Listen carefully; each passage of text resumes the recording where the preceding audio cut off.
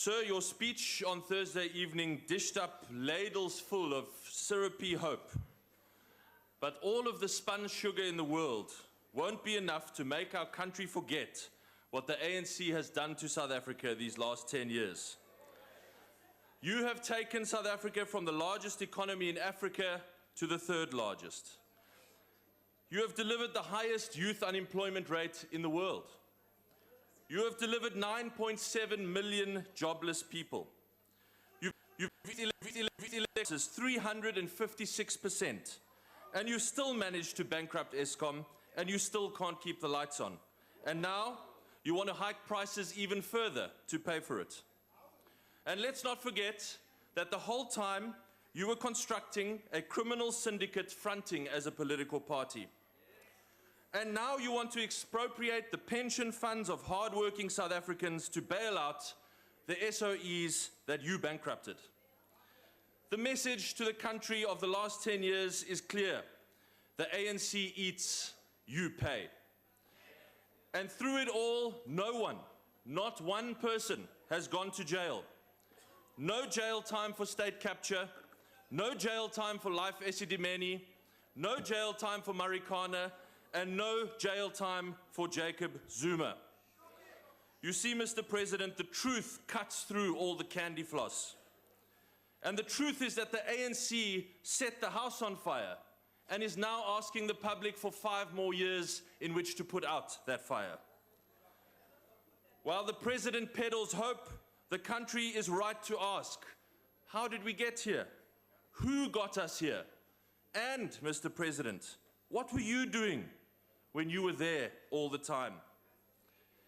If voters are looking for real hope in action, they need only look to the one province in South Africa governed by the Democratic Alliance. Where the DA governs, jobs are created. In the 10 years of DA government in the Western Cape, job growth has been triple the next best province. That equals 650,000 new jobs, more than the entire population of Mangaung in new jobs alone. Unemployment where we govern is 14% lower than the rest of the country. And out of all the jobs created in the whole country, 53.4% are from the one province governed by the DA. Citizens here know that they can get a fair chance under this DA government. They don't have to pay anyone to get a job. They don't have to sleep with anyone to get a job. They don't have to show their membership card to anyone to get a job. The DA ensures that jobs are fairly available and accessible to all. So, Mr. President, while you were sorting out your party, we were creating jobs.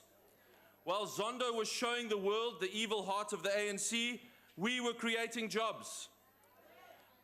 And while your son was doing business with Gavin Watson, we were creating jobs. That is what the DA does. We get things done for the people, not for the politicians.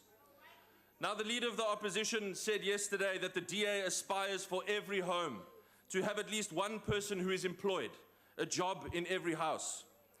I thought it would be difficult to find stats on this, but actually open the Stats SA General Household Survey, and there you will find more evidence of the DA getting things done. I'm happy to report that we are already delivering on this goal. Here are the facts. Nationally, 20% or 3.2 million families rely on grant income alone. But where the DA governs, this number is 9%, less than half the rest of the country.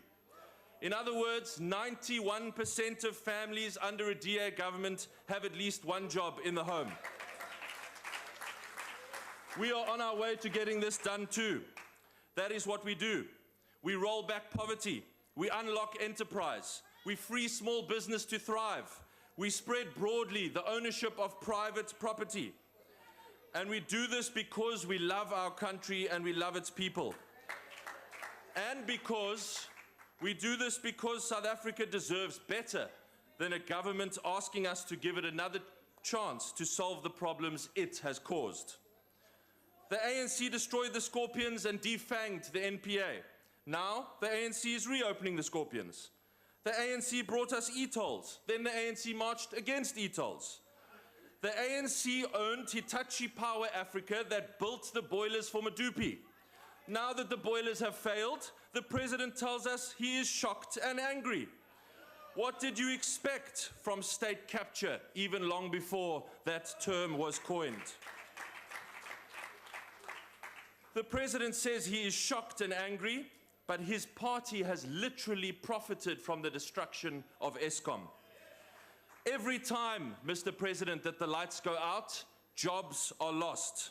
Load shedding is job shedding. And you know what? On the 8th of May, there's going to be stage 4 ANC vote shedding.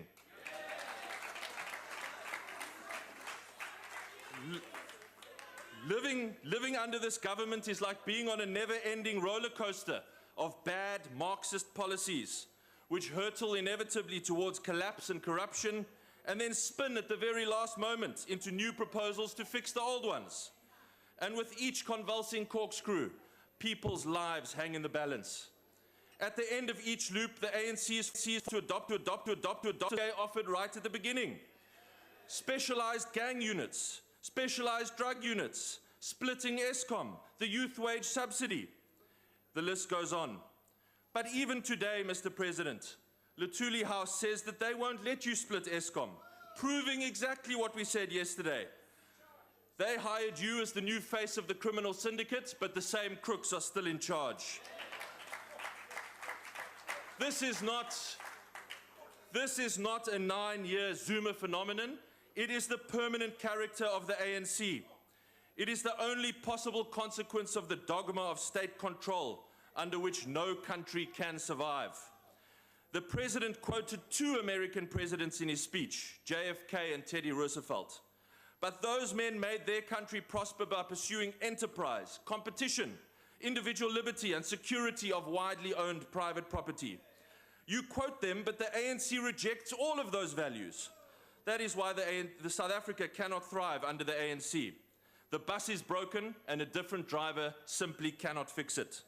South Africa must be led by the DA's values because it is the only way our country can be led. So while the president may wish for suspension of disbelief, voters are looking for hope in action. Hope in action that our national decline is not inevitable. Hope in action to get more people into work and a job in every home. Hope in action to bring our country together and build one SA for all.